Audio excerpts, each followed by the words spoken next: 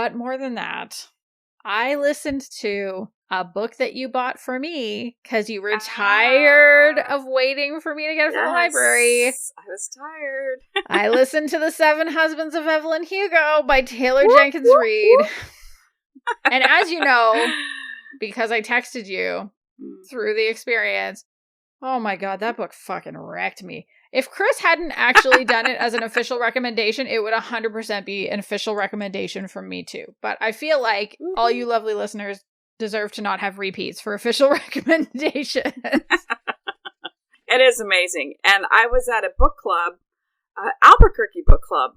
We did a Zoom last weekend, and I told them, because I love this book so much, I said, well, the book club was for one of my books, and then they had asked for recommendations, and I said, if you haven't read this, read this, and if you want to talk about it, I will come back on the Albuquerque book review book club, and we'll discuss, because I loved it.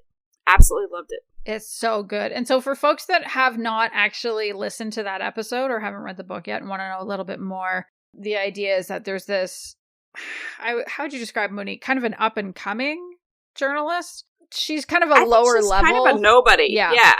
She has ambition, but she doesn't know how to go about and get higher up in the ranks. That's right. Like, she doesn't know she has no idea. And then all of a sudden, the idea just comes to her. Not the idea, but the opportunity. And it sounds like she works for an equivalent to like a Vanity Fair or something like that.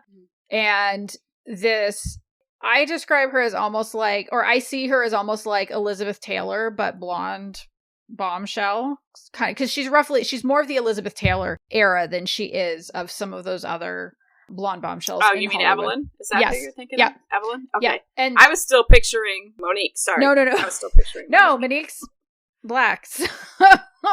No, Evelyn reaches Evelyn Hugo, who is like kind of one of those gigantic film stars for many decades, reaches out to the magazine and says, I want you to do an article about me. And she's been like notoriously reluctant to do any kind of articles about anything. But she said, but you have to send Monique Jenkins to do the article. And of course they say, well, but what about these other seasoned writers? And she's like, fuck you. It's her or it's nobody. It's her or nothing. And so Monique gets there and she's like, why do you want me to do this? And she's like, I'll tell you at the end, and basically tells her whole life story, going back and it goes back and forth between like in the present where Monique is interacting with Evelyn and learning about her and taking in her story, and also like her marriage has ended. And I just, and of course going back, between that and the structure, I mean, the way they say The Seven Husbands of Evelyn Hugo, like it's her life story, but it's basically her life story going from husband to husband.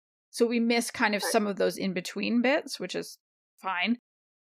And I thought the back and forth was really smart and really brilliant. But at the end of it, there was so much that I loved about it. I love how there are no perfect people in this story. Everybody is problematic in some way. Evelyn is a deeply flawed person who owns it and is proud of it. But all the people that she loves most in her life are also deeply flawed and also have major problems.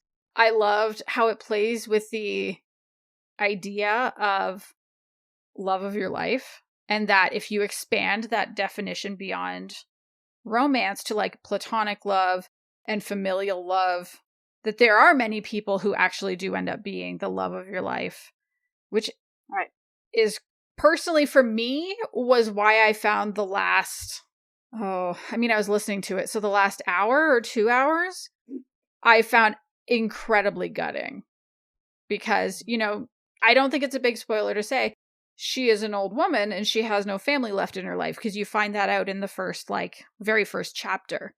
She has an assistant. She has no husbands. She has no family around her. And so for me, seeing what she's done, and this person who kind of lives by that motto, I'll do what it takes to achieve my goals. And that brings people into her life, but there are also consequences for it. Right. And she, her goal was to get to Hollywood. Yes. She wanted to be an actress, and she was going to do whatever it took. And she did whatever it took. Mm-hmm. Yes. So, you can look at it. Some people can say, You know, I mean, that's part of her flaw, which obviously there is a lot of that, but at the same time, it's also her dream. So her dream, I mean, I can't even find the words. I know. And it was a long time ago when I heard it, so it was very good. It's so good. So basically, all of that to say, that is what I've been reading, or I mean listening to, because Kris kindly got me the audiobook, firmly believing that that is the best format. And I don't disagree. True. And I basically wanted to come back to say Kris was right, if you had any doubts. Because here's the thing, like lesbian, especially like lesbian romance Twitter, tends to go, like somebody new finds that book every 4 to 6 months, and it just explodes all over again. And we haven't talked about the queer content at all, but I think it's safe to say that given that we're both recommending this book, there is queer content. It's definitely there. But the way people were gushing about it, I thought, well, like, it'll be good. But I mean, I've just heard so much about it. It can't possibly be like the best thing ever. And then I read it and I was like, fuck, we were all right. It's the best thing ever. We're all right. I'm crying for 2 days. Here's the funny thing.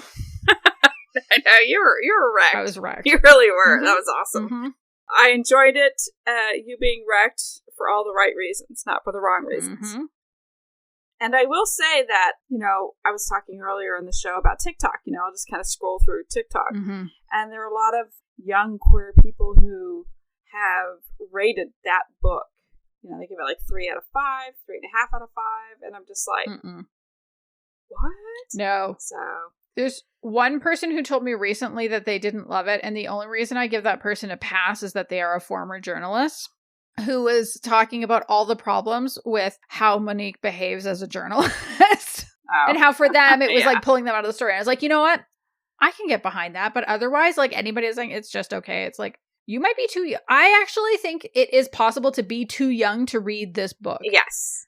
And that's what I think that's what is happening on TikTok for those who are, you know, reviewing it on TikTok. I just feel like, I just look at their little baby faces and I'm like, you know, you haven't felt that yet. That's like, they're too young to fathom the kind of loss that Evelyn experiences.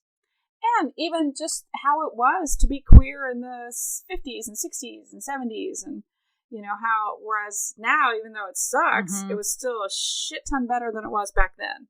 Yeah. So I think there's also the history of it that they haven't experienced as well. Yeah, I think that's true. I basically did an official recommendation there.